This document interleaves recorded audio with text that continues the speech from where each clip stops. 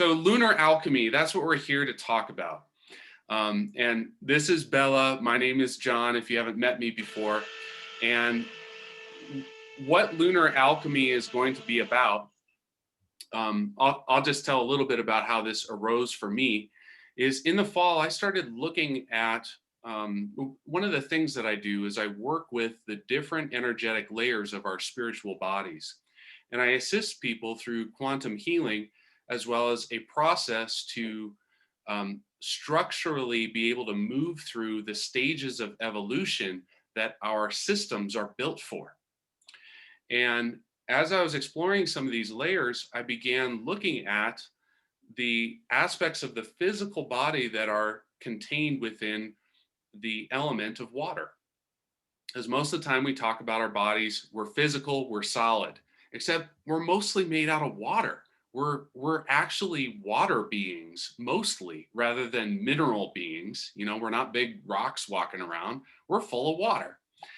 So that got me onto a pathway whereby I ended up on December 21st of 2020 hosting a transmission and activation on solstice, and many of you were here for that with me. And during that transmission, I received a guidance from the guardians of light that exist within our sun to initiate an activation of the inner solar expression of our beings. And what this kind of was revealing is that each of us as human beings, maybe you relate to a term like star seeds or something from the cosmos, each of us from our cosmic expression is very much like a star. And we have an inner aspect to ourselves is just like our sun, the stars that we see in the sky, or the planets. And that transmission was about activating that reality within our bodies. So I began to explore, okay, what are the influences of the sun? There's sun gazing in the world that I'm all about. I love that. And there's all of these kind of influences going on.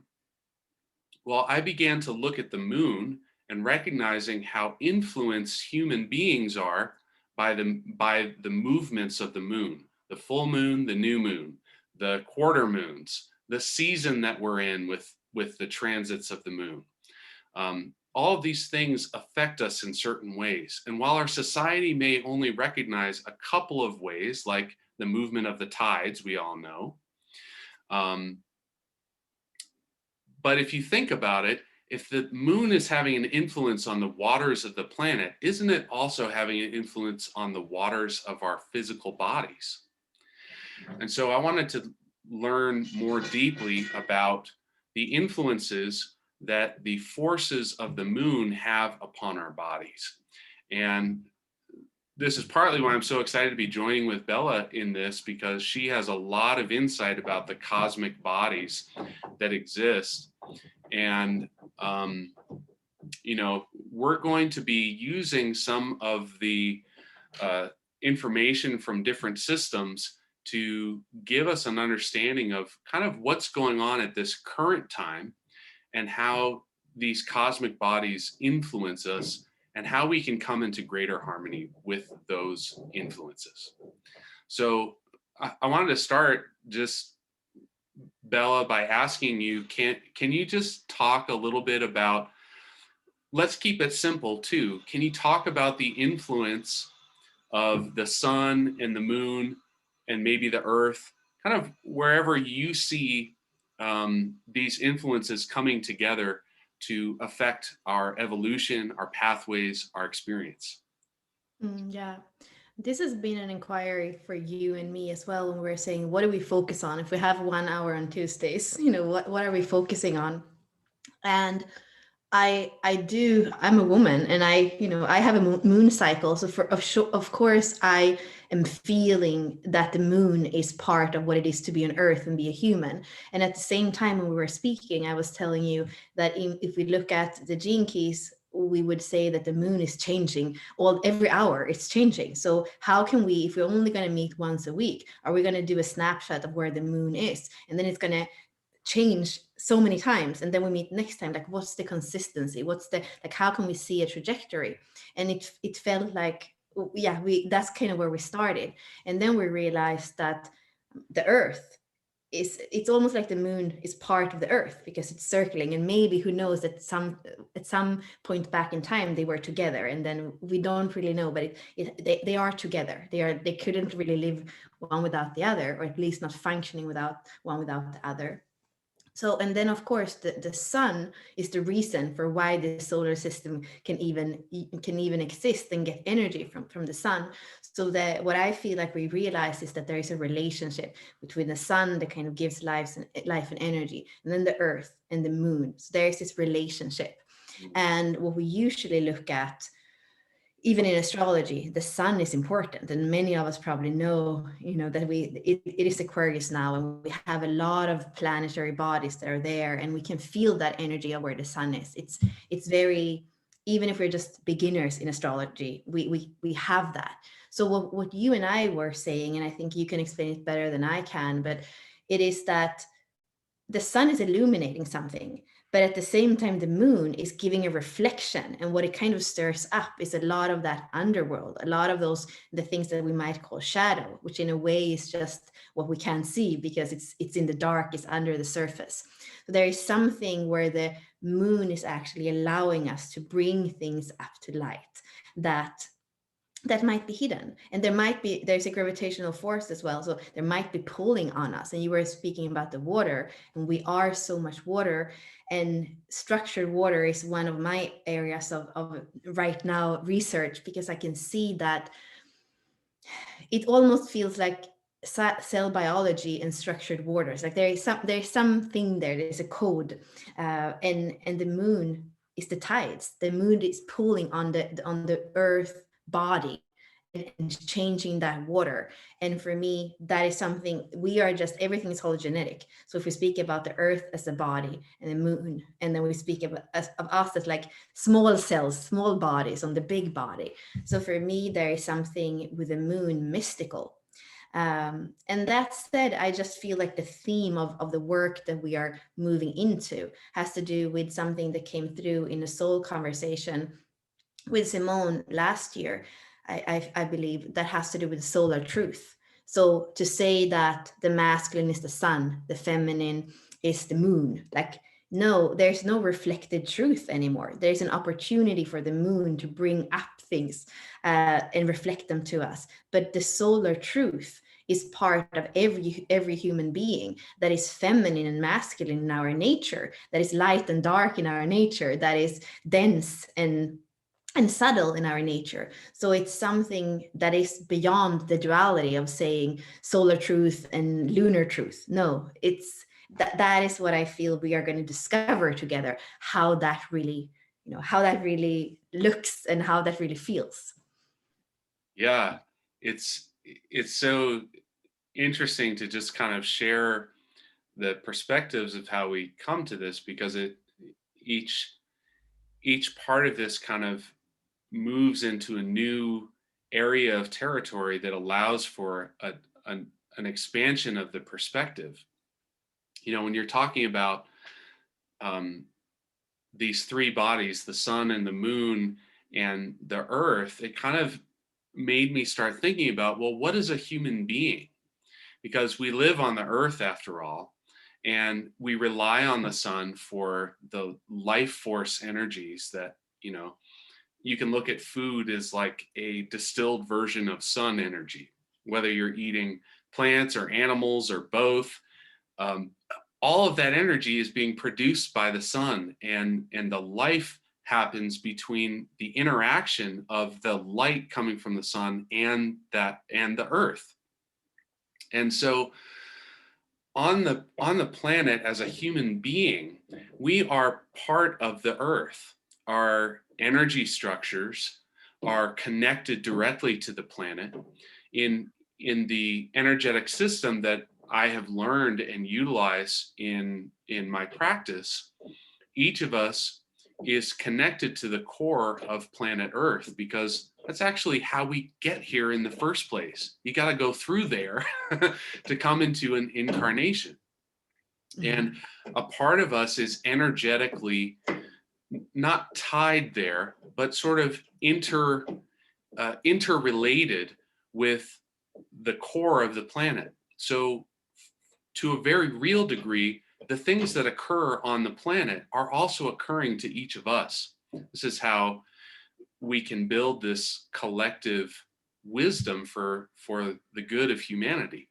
Now, when we think about the moon as being a part of the earth, it's also separate from the earth. So we have this perspective from being a part of the earth to look at the moon and say, wow, here's this body that's up in the cosmos.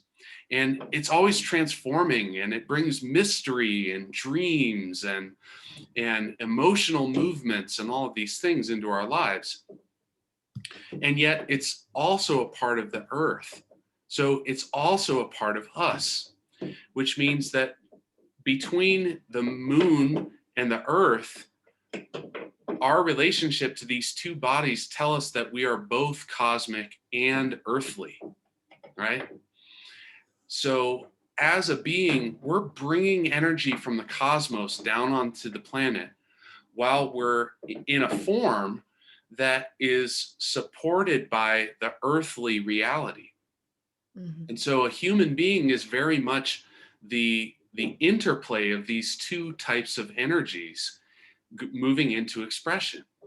And here's what I really loved about this idea, and what you were just sharing about the reflection of the moon, is that if we're to see the moon as an aspect of self, but also separated, this is very similar to the shamanic ideas of fractured soul elements.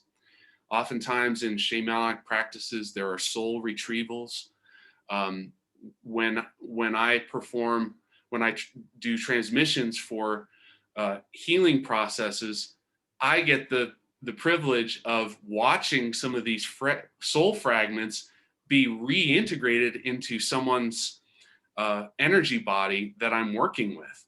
It's really quite a spectacular thing to witness. And so this idea of us being able to have a fractured soul experience is very much related to this relationship of the moon to the earth. And so when you're talking about the moon reflecting light and moving into these shadow areas underneath the hood and the mystery of it, it really makes me think, wow, for how long have people been talking about doing shadow work when they go into what they call a dark night of the soul, or they're embarking on some form of like an evolutionary path for embodying their highest frequency potential. Mm-hmm. So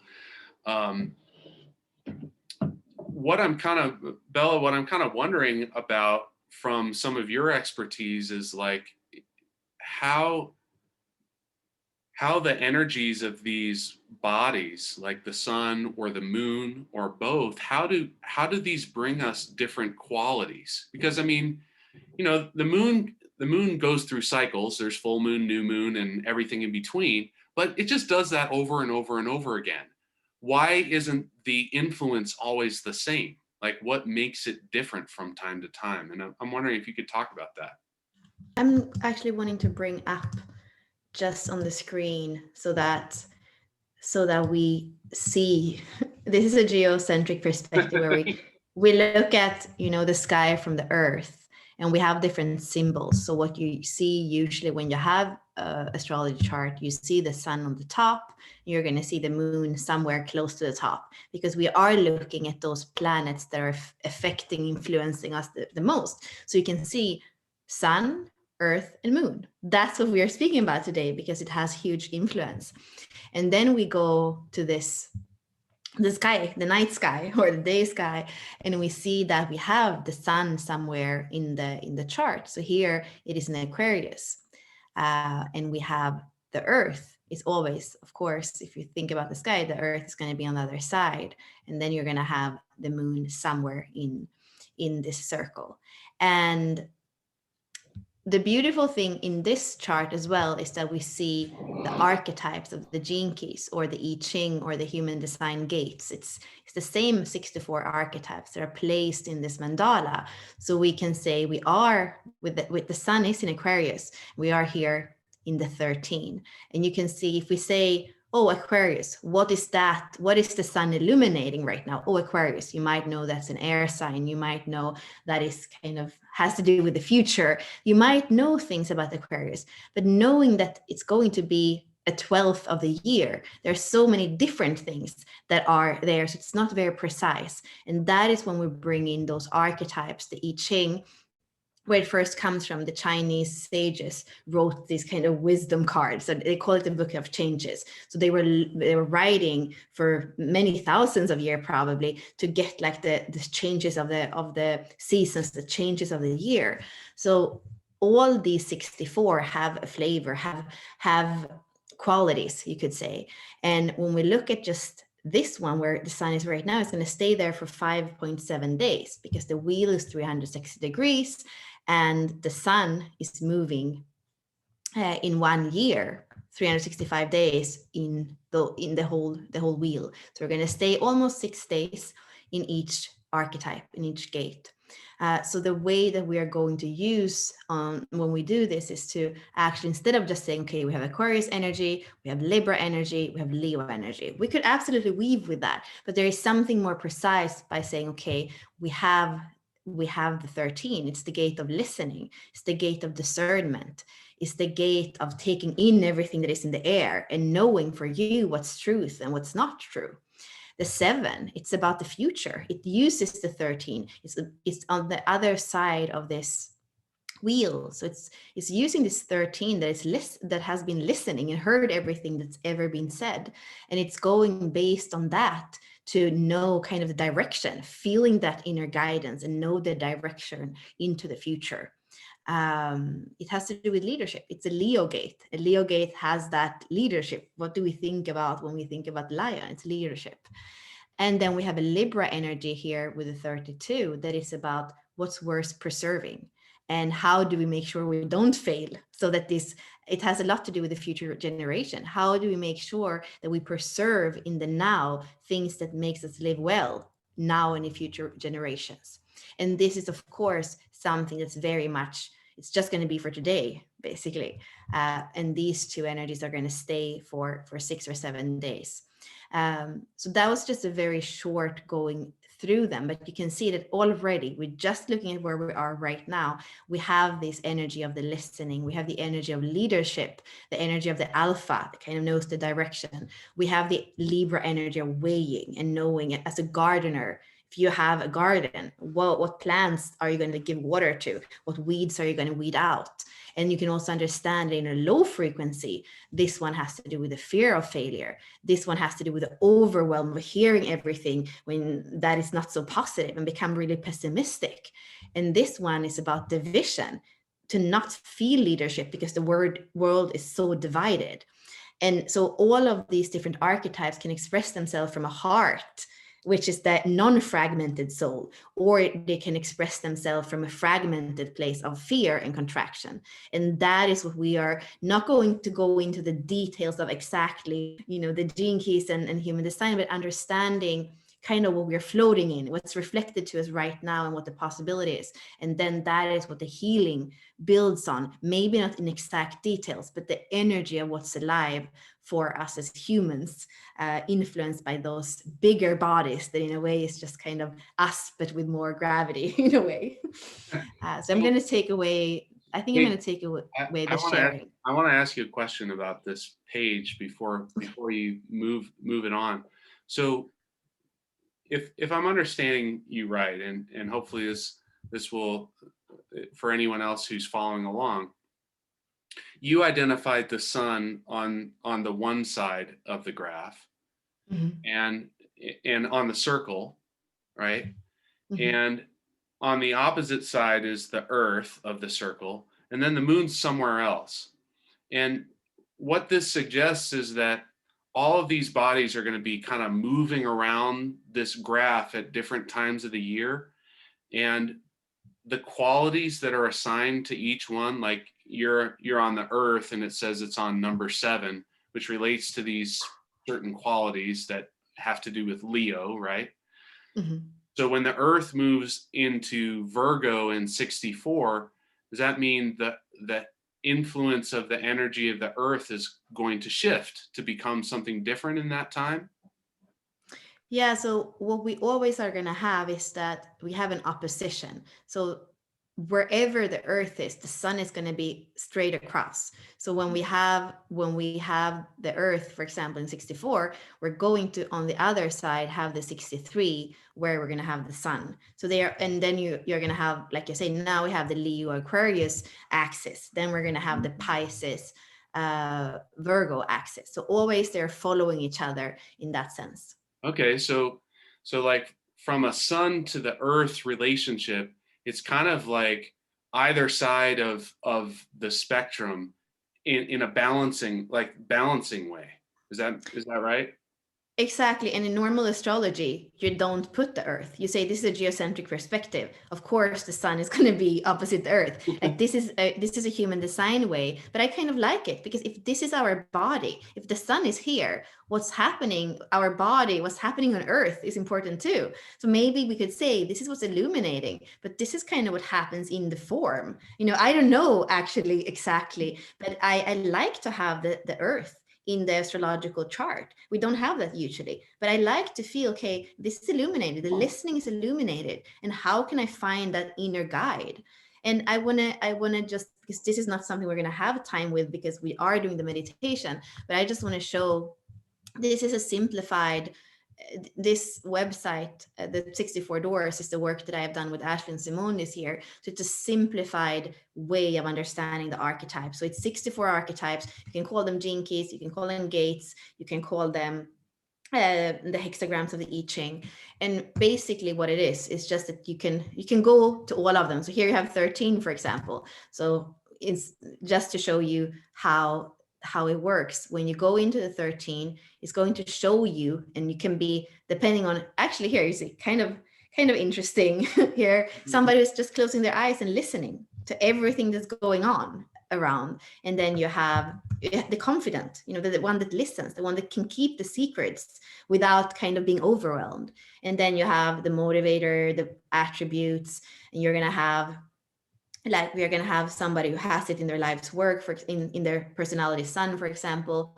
You're going to have all kinds of resources to understand that archetype, and you can do that for all the archetypes. So if we next time, for example, just speak, I might speak about keywords, 3 minutes, 3 minutes, 3 minutes, and weave a little bit. And then if you feel like, oh my god, that felt like that's something there for me, my soul wants to hear more, then you can just use this website and go a little bit deeper instead of wondering what more is there. So that's something that is always helpful. And then the other part would be, the other part that I don't feel we have time maybe today, but the other part is that this is also tied to human design and the body graph. So all these numbers are somewhere in that energy of what comes into your body and what you are expressing out in the world.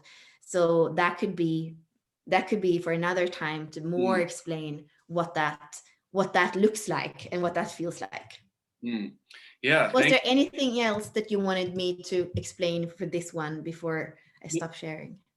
no, but it does sort of like what it kind of makes me think about is like, you know, okay, so we're looking at this graph and there's all this information on it that is somewhat esoteric in a certain way. Mhm.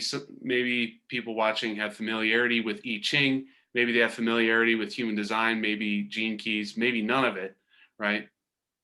But what was kind of what was striking for me was to consider that, okay, if I'm a human being and I am part of this planet, then the energies that are coming from the cosmos, say the sun, you're saying is in Aquarius right now, the sun is going to be shining some of that light that is resonant the relationship with Aquarius to me.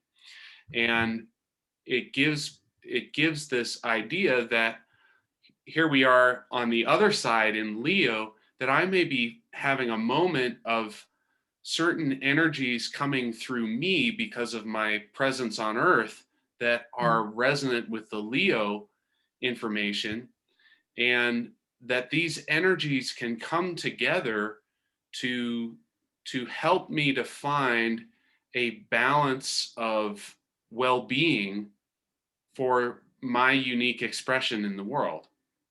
Absolutely. Yes. Yeah. So I love that relationship. And um And the sacred union, John, between everything, mm, that's what we were speaking about too, the solar truth. So you need to have this more personal Leo, what's fun, who am I, the self. And you also need to have the other in the future. It's always like that. And maybe even if we have the moon here, you could look what's on the other side. So always, there's always this balancing that is important. I love that. I love that, again, the centering possibility when we look at anything in life is what I feel. yeah.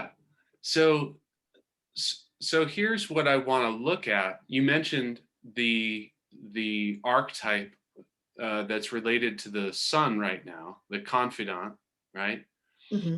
And I wanted to just talk about archetypes a little bit because it relates well to that question about what is fragmented soul, and what happens there.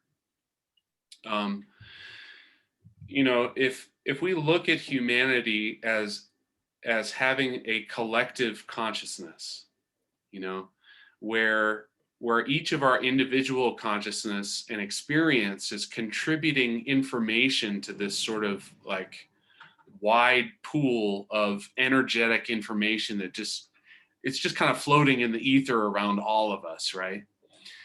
Um, the archetypes are these patterns of expression that have found deep resonance with our societies over hundreds or even thousands of years, meaning we feel resonant with these patterns of expression. And like one of my favorite archetypes is the fool, because I think the fool's journey is a really really interesting one of carrying qualities of innocence, carefree, playfulness, all of these types of things. But there's also these other aspects to that archetype that are maybe not as desirable, that we also might from time to time resonate with. A fool is often ignorant of the information that they need to have in order to get from point A to point B. They may run into a situation without really being aware of what they're stepping into, and place themselves unwittingly in danger. Hmm. These are some of the qualities that we might talk about from an archetype standpoint that are the shadow. And when we're looking at these three bodies, the earth, the sun, and the moon, if we're looking at the reflected energy of the moon, yes, the moon is in a certain point in the sky, but as you mentioned, it's moving around really fast. Like how long would it stay in one of those positions before it moved to another We one? were looking 76 minutes per line, and there are 6 decimals in each archetype, so that is less than half a day. Okay, so in a day, the moon is going to move two places over, and it might be moving so fast that it doesn't give us time to like really integrate any of those energies.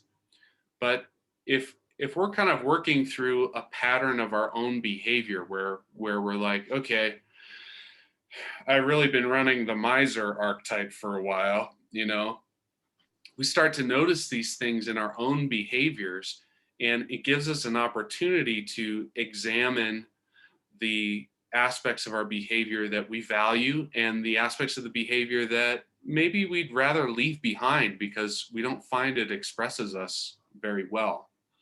Mhm. And, you know, like as the moon goes through these phases, you know, thinking about, okay, if the moon is this reflection of these solar energies to us, along with, and by the way, I didn't even get to the dark side of the moon because, like, we only get to see one half of it all the time, right? So half of it is always in shadow for us.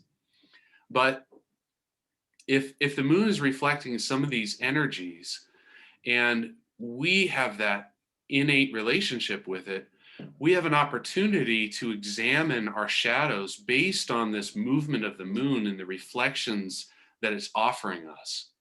Mhm. So maybe when the moon is full during a lunar cycle, this is the moment when all of those shadows are fully illuminated.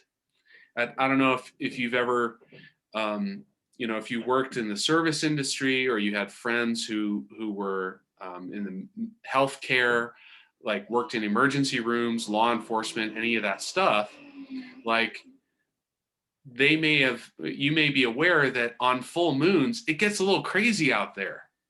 There's more arrests that happen. The ERs kind of fill up sometimes.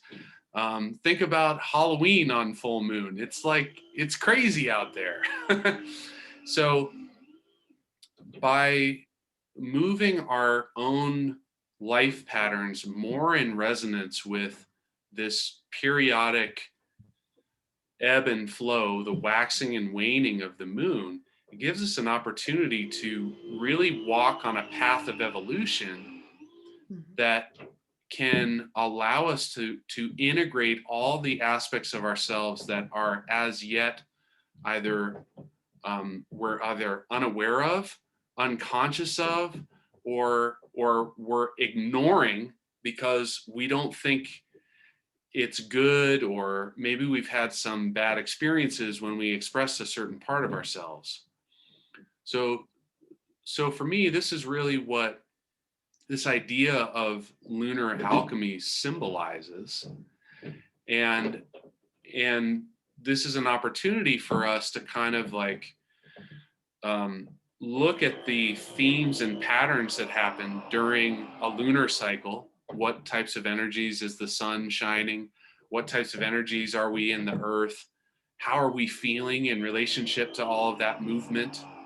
Um, you know, 2021 started off with a lot of like political fireworks Mhm. in Washington D.C. There were the events at the Capitol that occurred. There was a presidential inauguration. There was all sorts of stuff going on in this first month, and I'm sure everybody on that is here had a feeling, an experience of that first period, and and you know, some of that could be related to the movement of the lunar cycles, and as those cycles move into different expressions, our collective gets to move through different expressions of our shadow experiences of these archetypes that may or may not fit us individually, but are always present as part of the collective in our lives in some way or another.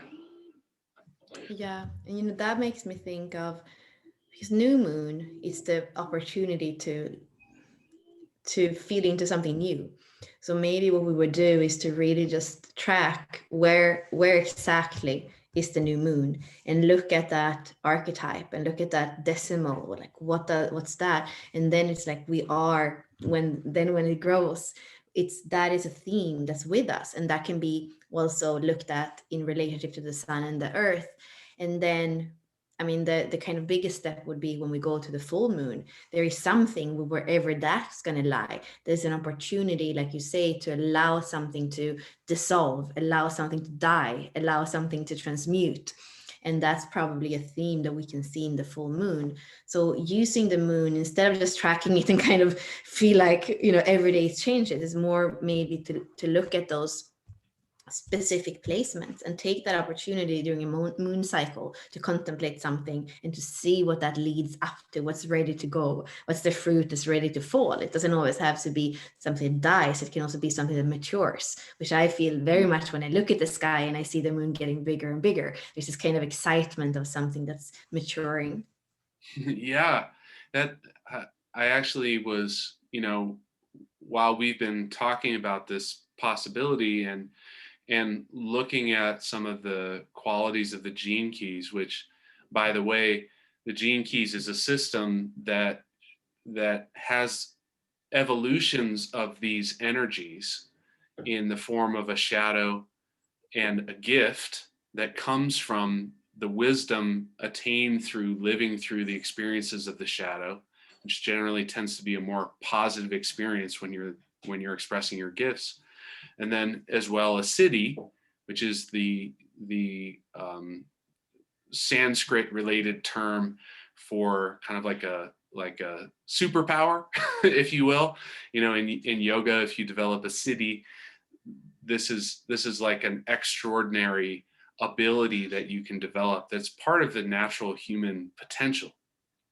But similarly, through our experiences, we move through these various expressions of expressing our shadows and expressing our gifts. And sometimes we even get glimpses of something extraordinary that comes from us in moments of synergy that we're able to create.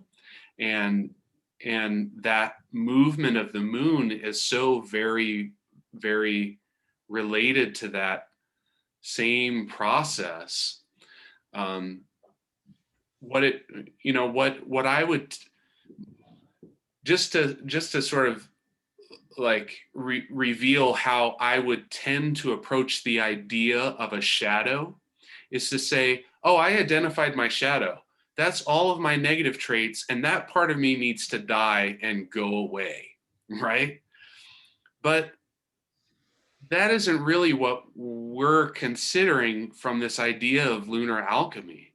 It's that, okay, maybe we judge these expressions as negative, or maybe we're not harnessing the potential of this energy, but it's simply a stage of an evolutionary process, right?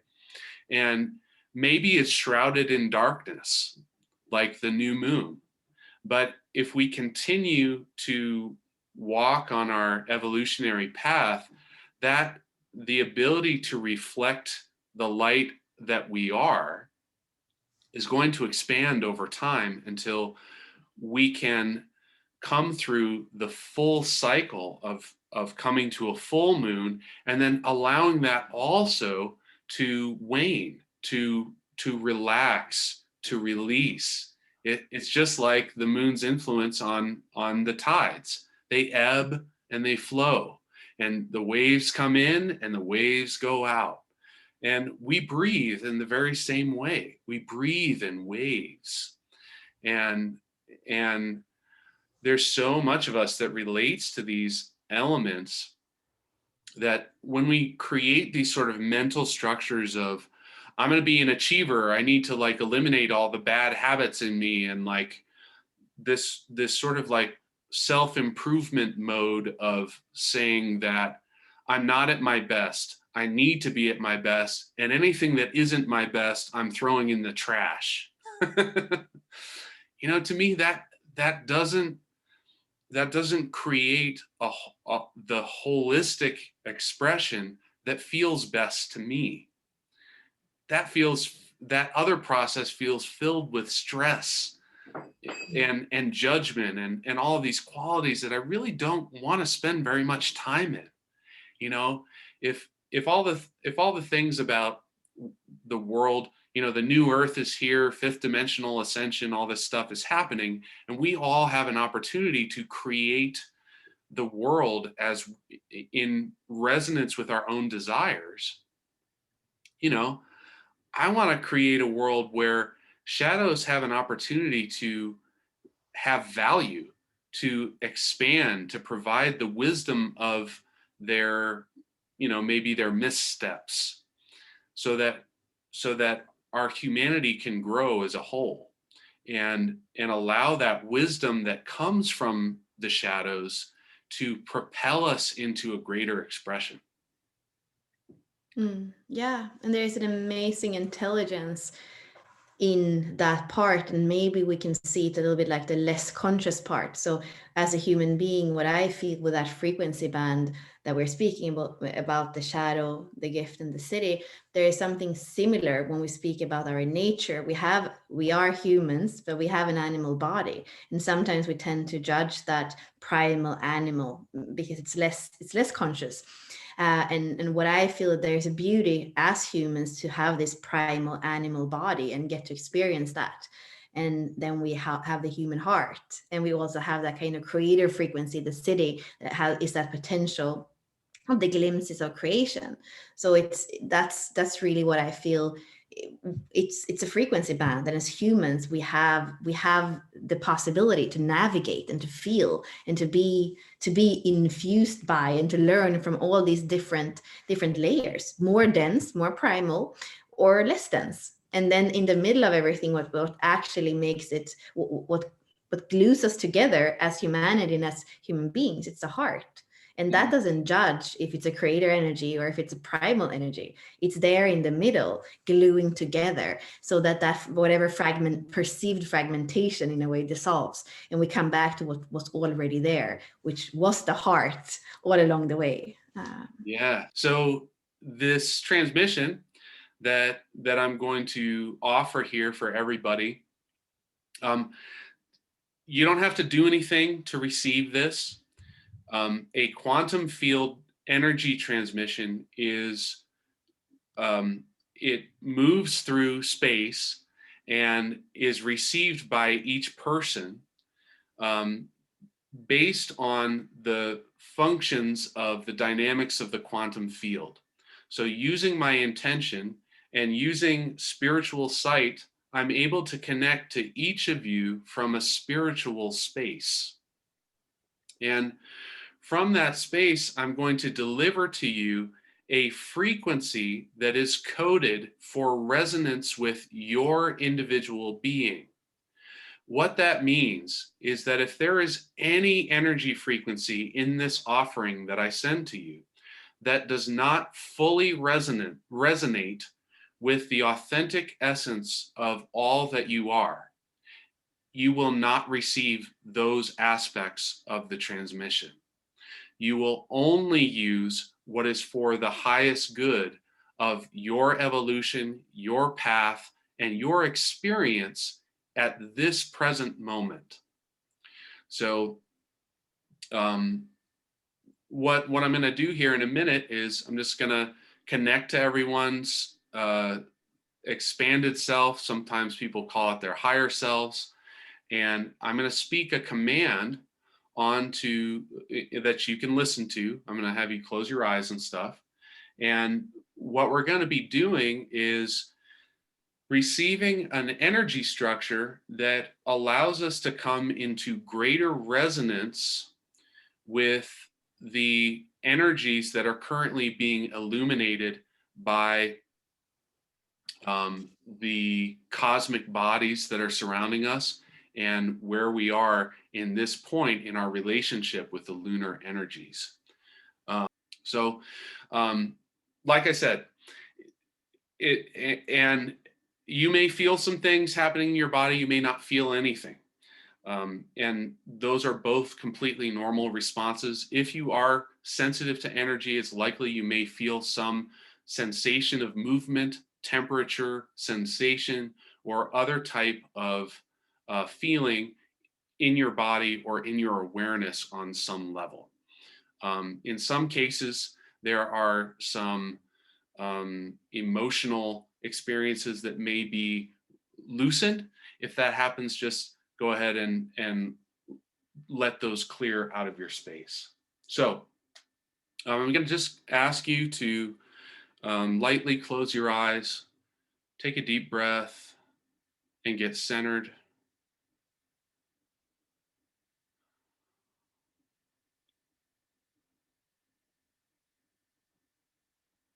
Excellent. Yeah, very good. Um, So what I'm feeling right now is the receptivity of the group, and I can feel that as a sensation in the top of the back of my head. Um, so good, everybody is ready.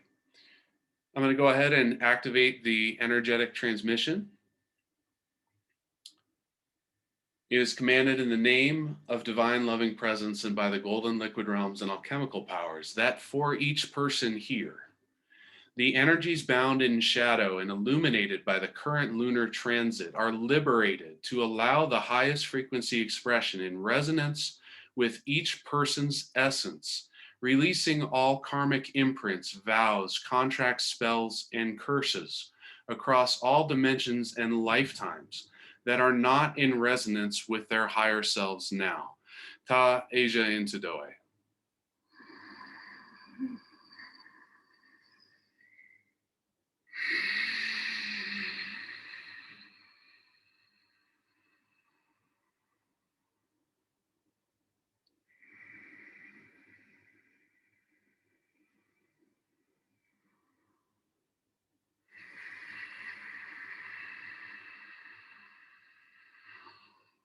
The energy has now been received in your field.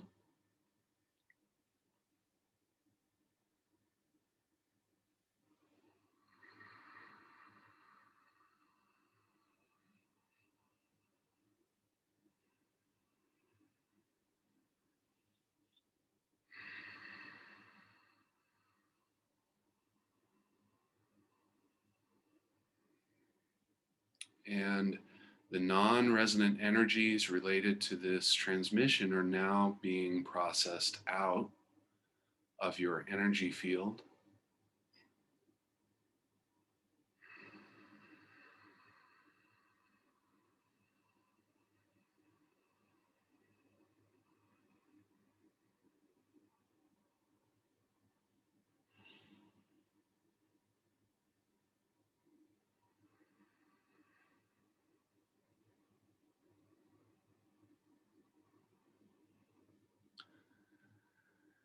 And we're about 2/3 of the way through.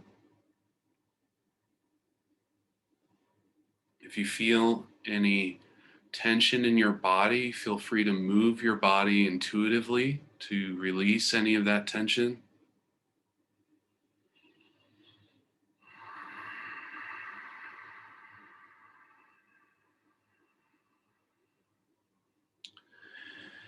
It is commanded that new templates, new infusions, and new golden streams of Christos Sophia consciousness, in resonance with the clearings and activations completed, are integrated in the best possible way for each person from their higher self now.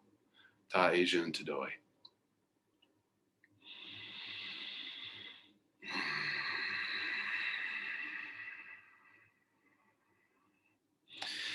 Good. So now there is streams of golden energy from your higher self that is moving through your energy system to fill in any of the gaps that were left by any non-resonant structures that were cleared from your system.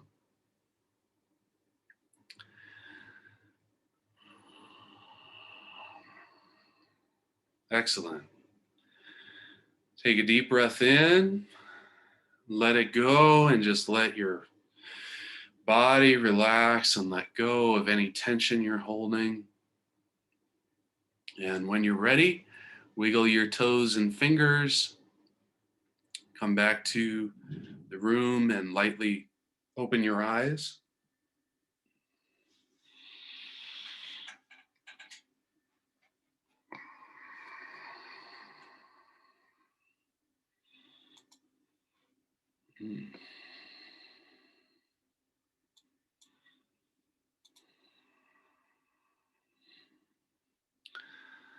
Hey Bella, welcome back.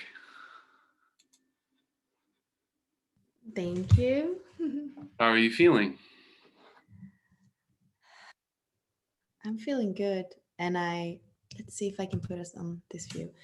Yeah, I feel good, and I feel a part of me was thinking like a longer journey. So it feels like I'm realizing that it's not the length of the journey, it's kind of the depth of the journey or something, you know? So Ah,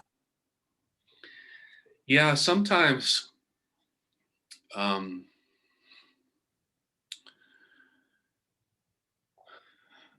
transmissions are a little bit mysterious because of the way that they function in each of our fields. The amount of resonance that we have in our present moment can, depending on what's going on for us, it can affect how we experience a transmission. And some transmissions are able to move through our systems easily and quickly. And other transmissions, particularly when they meet dense, resistant energies, can take a longer period of time. So, in the case of it being sort of a quick and fairly easy experience, usually what that means is that as a group, we are closer together in resonance with the current moment than maybe other moments that we've experienced in our past or will experience in our future. And focus on different specific energies. Today in our quantum healing transmission, we focus very generally on an integrative harmony. mm, And as we move through each of these new stages of cosmic relationships and those influences on our bodies, we'll be able to focus on more specific types of energies so that over time, we'll be able to uncover and integrate any aspects of humanity that are still beneath the surface, that are still requiring attention, acknowledgement, support, all of these things. These are part of the process of evolution. And and I'm very excited about this possibility of doing it in this setting around the energies of the moon. Um, so if you want to come back next week, between now and then, you want to find, maybe you're not going to find it. Maybe you're not resonating in with your purpose, whatever that means to you right now. And that's okay. But when we start moving in the realm of resonance and harmony, open up your ears and your senses to say, what music do I want to hear right now that makes me feel purposeful in what I'm doing? Because, you know, very few of us maybe believe that we were born to wash the dishes, but we can find music that gives us a feeling of purposefulness in that activity as we do it. So pop on some tunes, and maybe next time we can chat about what that is. Or if you do happen to discover your soul mission during this week, I hope that you'll bring that and be willing to share it next time as well. mhm. Um, I hope that you'll join us next week and in the future beyond that as we continue this exploration. Bella, any other comments or thoughts? No, I'm happy. It feels Awesome. very, it feels complete for today, and I'm curious about the journey. So let's, Cool. yeah, let's kind of say the journey has started, and Yeah, so the Lunar Alchemy has begun. Please, if you can, be conscious of drinking a little extra water over the next couple of days. These quantum healing transmissions can take 2 to 3 days before all of the energetic effects fully integrate down into our physical bodies, because we have many layers of spiritual bodies that sometimes must work through the integration process before we start getting it into our bodies. And water is the best element to use or one of the best elements to use, because breathing is another wonderful tool that you can use. But water really assists our body with integrating these energies. So I want to especially thank everybody that attended tonight for your presence, your attention. I really appreciate you being here. I hope that you'll join us next week on Tuesday at the same time. I'll be sending you the invitations to your emails that you registered with. If you were able to somehow get here without registering, please connect with either Bella or I and let us know that you want to make sure to get into the next Lunar Alchemy session. And you can follow Bella she's got a variety of places on Facebook, so connect with her there. You can go to the 64 Doors. You can go to Unlock Your Design. There's a lot of ways to connect with her. And a lot of you, I think, are here. There's a couple of people here that I haven't met before, so I'm pleased to see you as well. But please reach out to either of us with any additional questions. And yeah, have a beautiful rest. We're in a waning gibbous moon period right now, which means the moon is between full and getting smaller and smaller and smaller night by night. A couple nights from now, it'll be at the 3/4 point of its cycle. So we'll be meeting nearby around that time next week. All right. Beautiful. I guess that does it. Oh, yeah. So I'll follow up, and I will send each of you that are here links to this recording. If you do desire to come back and watch any element of it or share it with your friends, please feel free to do so.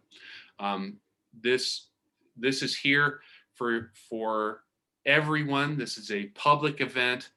I want to be able to bring this possibility to as many people as we possibly can, because I really see this as an opportunity to contribute to the evolution of our collective humanity. And for those of you who are here tonight, each of you get to carry the energy of that with you. And even if you never speak about what you experienced here tonight to another living soul, that vibration is going to be living in your energy.